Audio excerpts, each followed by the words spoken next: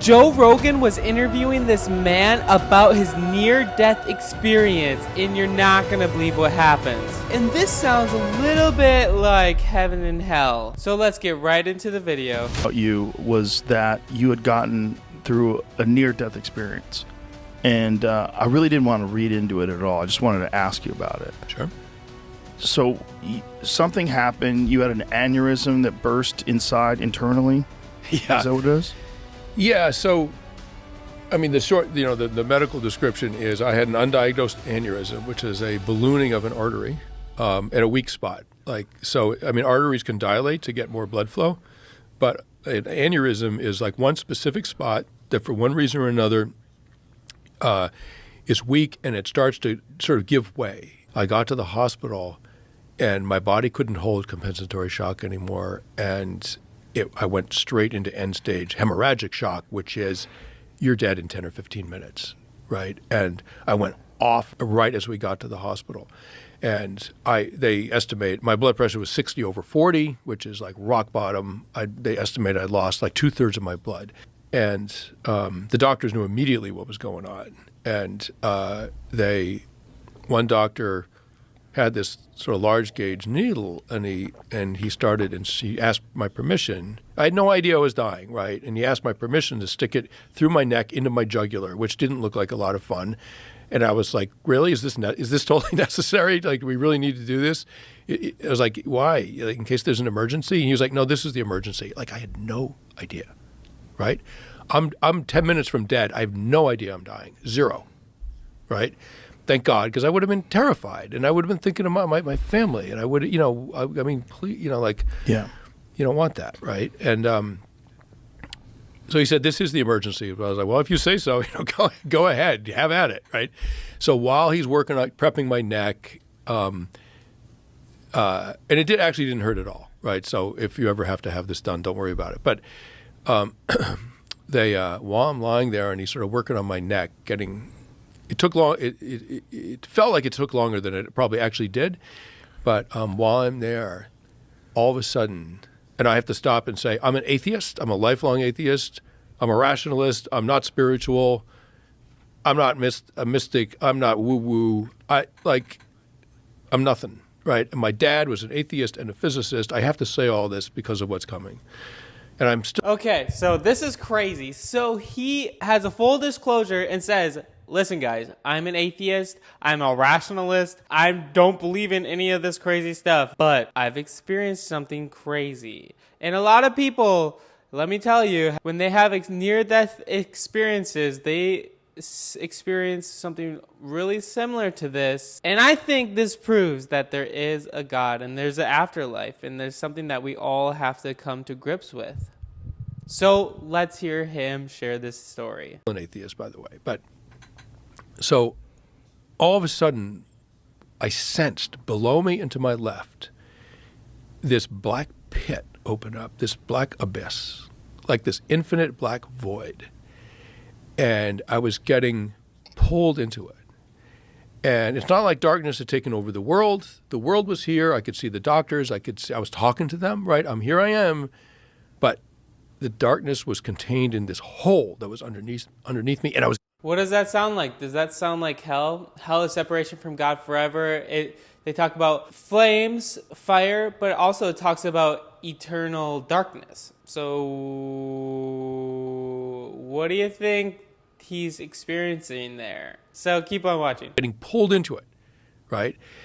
I didn't know I was dying, but I had this instincts of a wounded animal. Like, if I go into the pit, the infinitely dark pit, I'm not coming out. Right? Like, I just sensed, don't go in there because you're not coming back, right?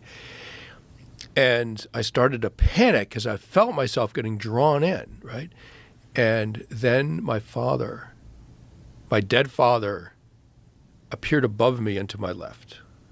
Now, there's a whole body of inquiry of NDEs, near-death experiences, and I didn't know anything about this stuff, right? I didn't know anything about it. It didn't interest me. I'm not culturally prepped for anything like that. I'm not Christian. I didn't see angels. I'm a zero in that regard, right? There's my dead father above me, right? He'd been dead 8 years. I love him. But I was not happy to see him. right? I was like, I was shocked. I mean, literally, I was, Dad, like, what are you doing here? Like, and there he. Wow, so now he looks over and sees his dad. That's so crazy, so wild. And this guy's an atheist. He's saying, like, I don't believe in any of this supernatural stuff.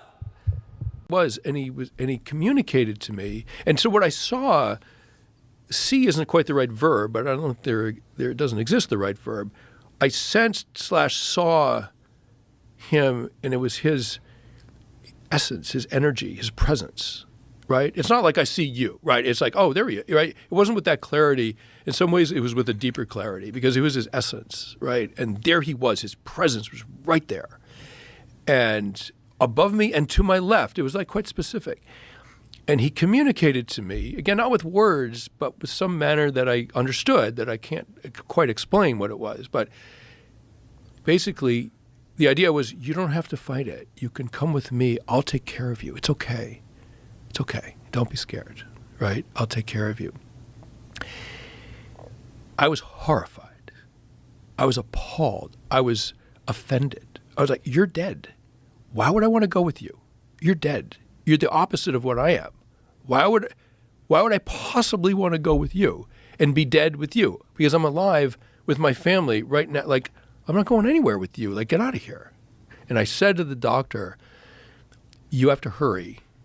I'm going right now. I didn't know where I was going, but I knew. So I think that's interesting because most people, when they have near-death experiences and they know it's heaven, they do not want to come back. They want to stay with Jesus. They want to stay with God, and they don't have to. And a lot of times, God's like, you have to go back. You go back and tell people about me, but he didn't want to. So that makes me wonder if he is not going to be with God. So, which is really interesting. Was sort of outbound.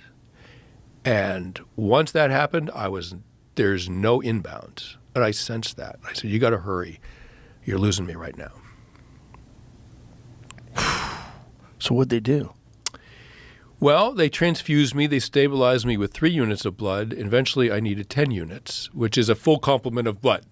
And so let me just pause for a moment and say, please donate blood. Like everybody who's listening, I'm alive. My daughters have a father because 10 people who I'll never know donated their blood. So they stuffed some blood in me through my jugular.